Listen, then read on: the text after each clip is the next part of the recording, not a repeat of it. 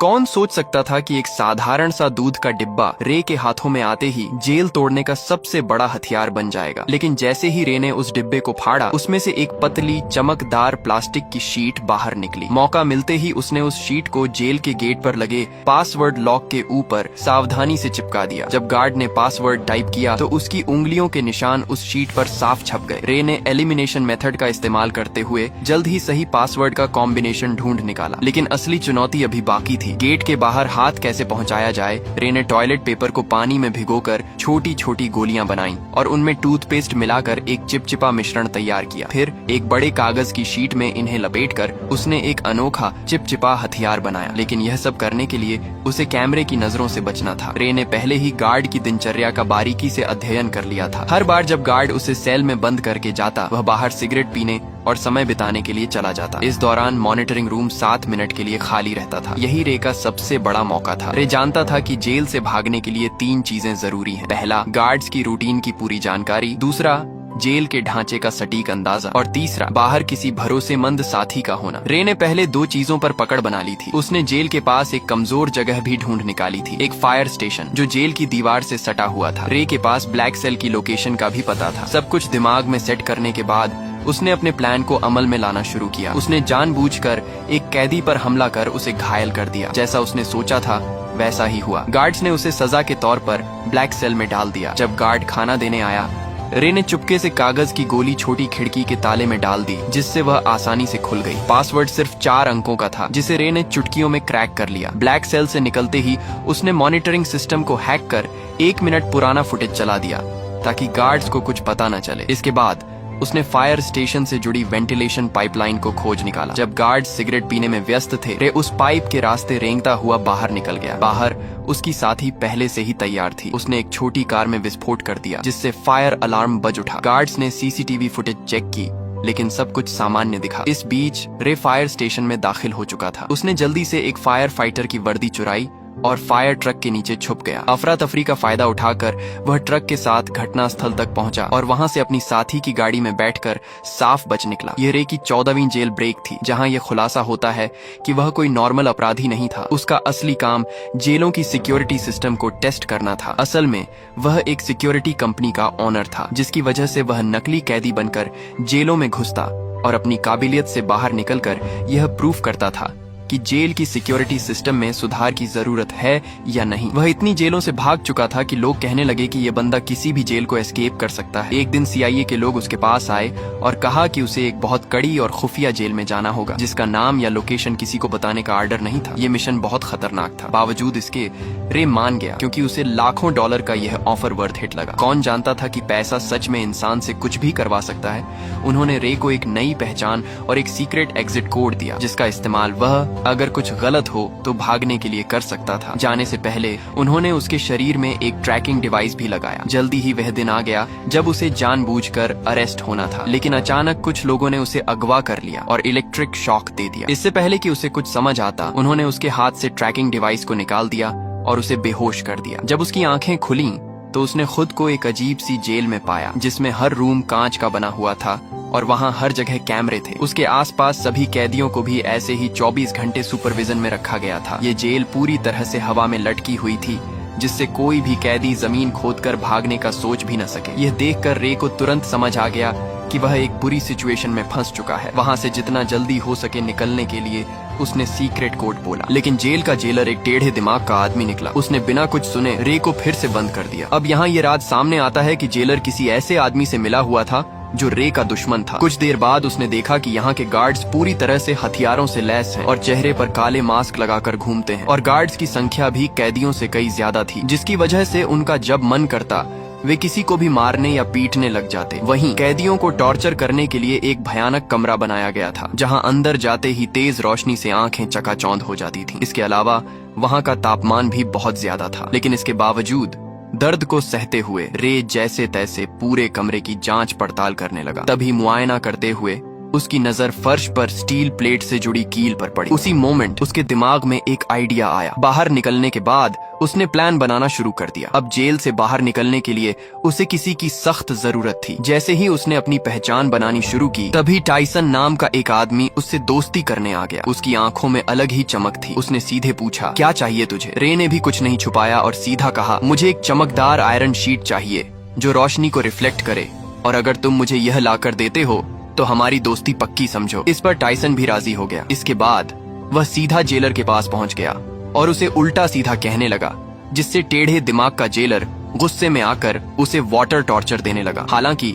इसी बीच टाइसन ने चालाकी से उस कमरे का ड्रेन कवर निकाल लिया। काफी मार खाने के बाद उसने वह कवर रे के हवाले कर दिया। रे को लगा, वाह, यह आदमी तो काफी शातिर खिलाड़ी निकला। टाइसन से इम्प्रेस होकर उसने अपनी असली पहचान बता दी कि मैं एक जेल ब्रेकर हूँ। इसी के साथ उसने अपना एनालिसिस भी बताया कि इस जेल का स्ट्रक्चर वर्टिकल है, जिसका मतलब यह जेल अंडरग्राउंड में बनाई गई है। दरअसल जब रे टॉर्चर रूम में था तो उसने जमीन के नीचे से पानी की आवाजें सुनी थी, जिसका मतलब वहाँ एक पानी की पाइपलाइन हो सकती है जिससे उन्हें भागने का रास्ता मिल सकता है। इस सब के बाद टाइसन ने जानबूझकर जेल के गुंडे मार्को ब्रदर्स से पंगा ले लिया। उधर रे ने एक रोटी को हथेली में छिपा लिया। फिर जैसे ही मार्को के आदमियों ने जेल में मारपीट मचाई, प्लान के अकॉर्डिंग दोनों को टॉर्चर रूम में डाल दिया गया। वहाँ पहुँचते ही रे ने फौरन ड्रेन कवर निकाला और उसकी रिफ्लेक्शन से कीलों पर फोकस डाला। देखते ही देखते हाई टेम्परेचर की वजह से वे कीलें पिघल कर बाहर निकलने लगीं और एक एक करके कुछ ही सेकंडों में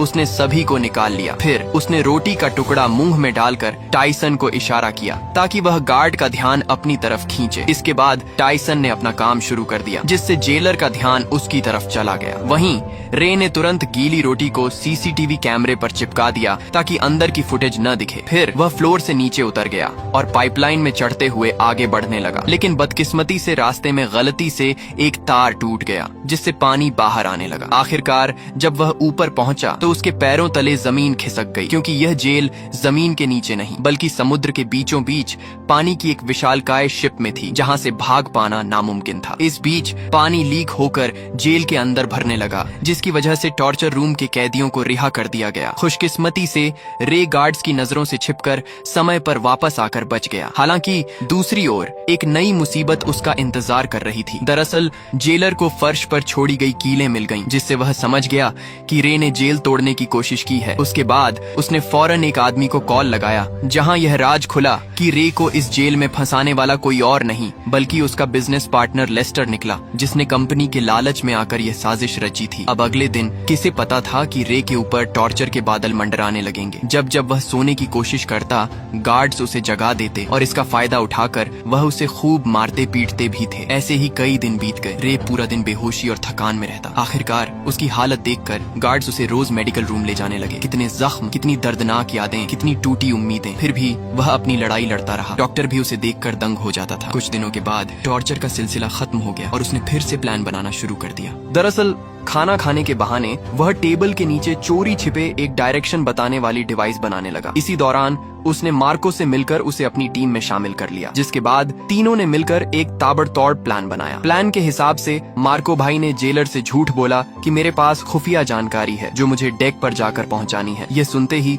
जेलर ने उसे डेक पर जाने की परमिशन दे दी। अब वहां पहुंचते ही मार्को ने डायरेक्शन डिटेक्टर से मेजर करना शुरू कर दिया, मगर रे के लिए इतना काफी नहीं था। उसने नोटिस किया कि फ्लश करते वक्त पानी घड़ी की उल्टी दिशा में घूम रहा था। अब सारे डाटा को एनालिसिस करने के बाद उसने कंक्लूड किया कि वह अभी नॉर्दर्न हेमिस्फेयर में है। फिर एक नए आए कैदी से पूछने पर पता चला कि अभी नवंबर का महीना चल रहा है। इसके बाद रे ने अपने बॉडी टेम्परेचर को ध्यान में रखकर अनुमान लगाया कि वहाँ का तापमान जरूर मोरक्को तट के आसपास का होगा। इतनी मशक्कत के बाद आखिरकार अंत में जाकर उन्होंने क्लियर लोकेशन का पता लगा ही लिया। हालांकि लोकेशन पता होने के बावजूद वे वहां से निकलते भी तो कैसे। तभी टाइसन ने कहा कि अगर हम किसी तरह से बाहर मौजूद मेरे आदमियों तक मैसेज भेज सकें तो हमें यहाँ से निकलने से किसी का बाप भी नहीं रोक सकता। उसकी बातें सुनकर रे को लगा कि इस जेल का डॉक्टर शायद उसकी मदद कर सकता है। उसके बाद उन्होंने एक प्लान बनाया, जिसके अकॉर्डिंग टाइसन ने जानबूझकर रे पर हमला कर दिया, जिससे वह डॉक्टर के पास जा सके। ऐसे ही कई दिनों तक रे बीमार होने का नाटक करके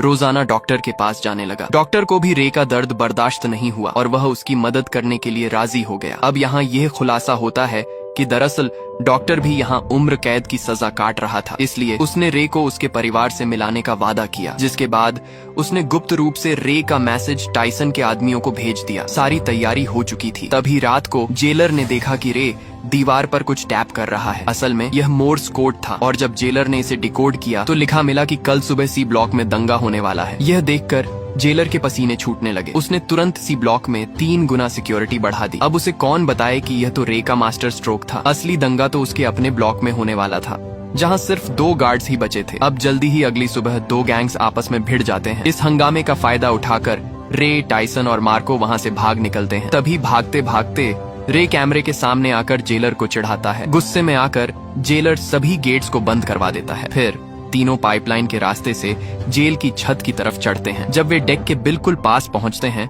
तो उनका रास्ता एक इलेक्ट्रॉनिक गेट से बंद हो जाता है, जिसे खोलने का बस एक ही रास्ता था कि पूरी जेल का पावर ऑफ कर देना। इस जोखिम भरे काम से सबको वापस पकड़ा जा सकता था। वहीं दूसरी तरफ जेलर ने मोशन डिटेक्टर के जरिए उनकी लोकेशन ट्रेस कर ली और फिर सारे गार्ड्स उनके पीछे लग गए। तभी भागने के दौरान मार्को को गोली लग जाती है। वह समझ जाता है कि उसका जिंदा बचना अब मुश्किल है, इसलिए वह अपने साथियों को भागने को कहता है और अकेले गार्ड्स को रोकता है। जैसे तैसे रे नीचे पावर रूम तक पहुंचकर पूरे शिप का पावर ऑफ कर देता है और ऊपर गेट खुलते ही टाइसन तुरंत डेक तक पहुंच जाता है। खुशकिस्मती से वहां हेलीकॉप्टर भी पहुंच चुकी थी, लेकिन टाइसन के मजबूत इरादों की वजह से वह रे को अकेला छोड़कर जाता भी तो कैसे। उसने मशीन गन उठाई और सामने आने वाले गार्ड्स पर गोलियां चलानी शुरू कर दी। वहीं दूसरी तरफ रे छुपकर पानी के एक टैंक में घुस गया, जहां उसे ढूंढ पाना मुश्किल था। यह देखकर जेलर ने तुरंत आदेश दिया कि शिप को दोबारा रिस्टार्ट करो, जिससे जिस पानी के टैंक में रे छुपा था